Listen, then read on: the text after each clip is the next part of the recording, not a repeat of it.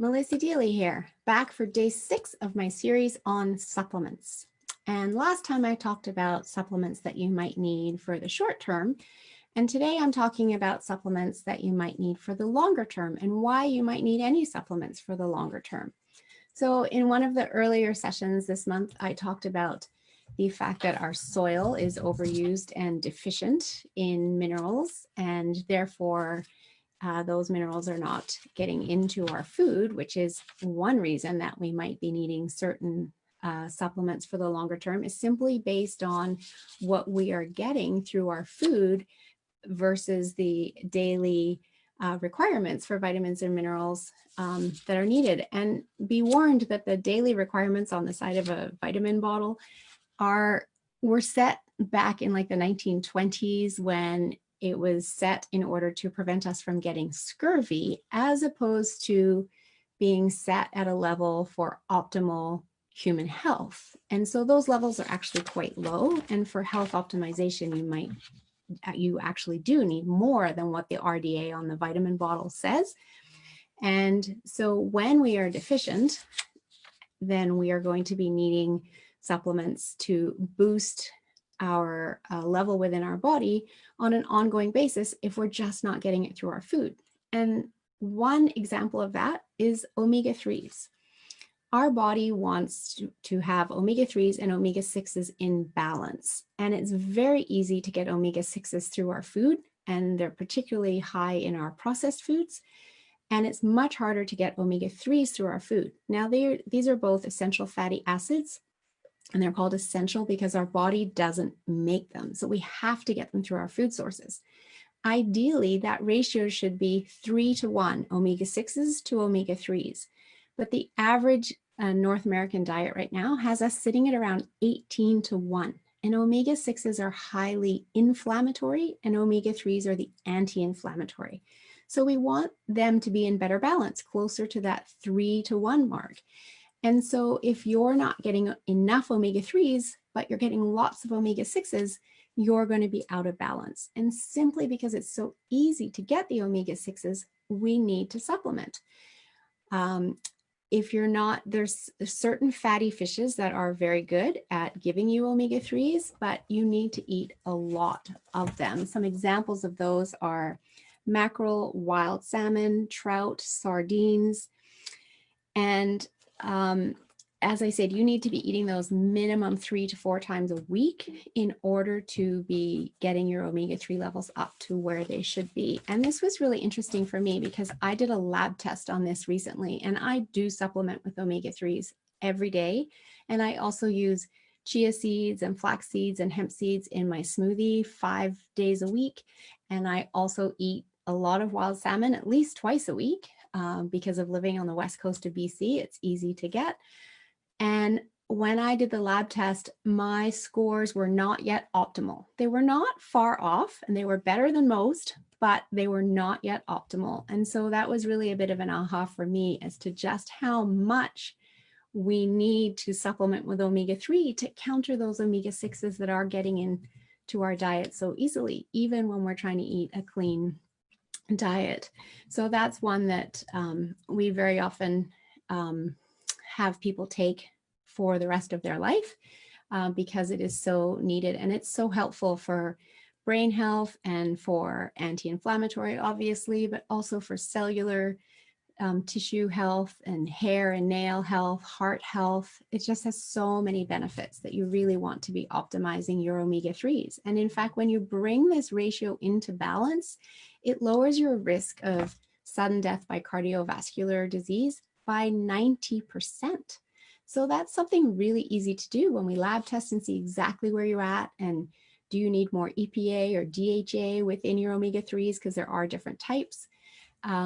We can bring your body into balance in order to lower that risk. And who wouldn't want to do that, especially when we know that heart disease is the #1 cause of death in North America. So I am definitely striving towards increasing my omega-3s even more in order to lower that risk in myself.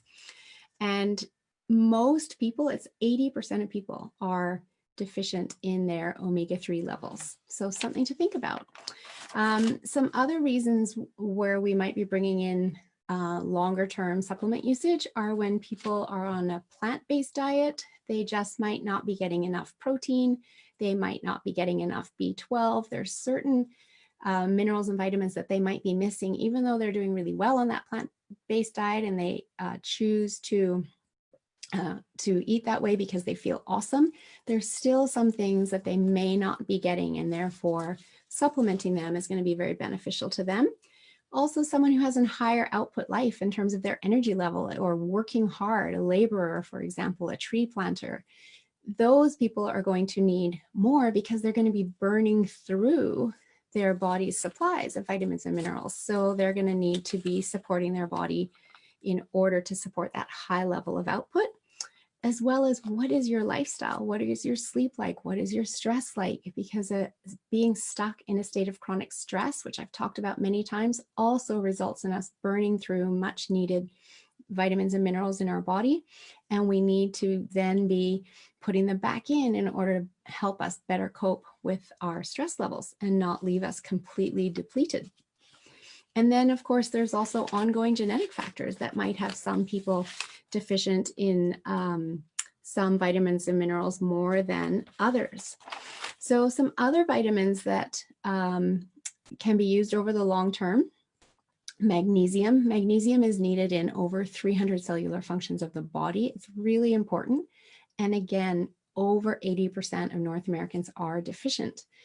And so that's one that I recommend to many of my clients when I'm working with them. And there's different types of magnesium as well. So depending what they have going on, how they're feeling, how they can benefit from magnesium will determine what type of magnesium is recommended for them.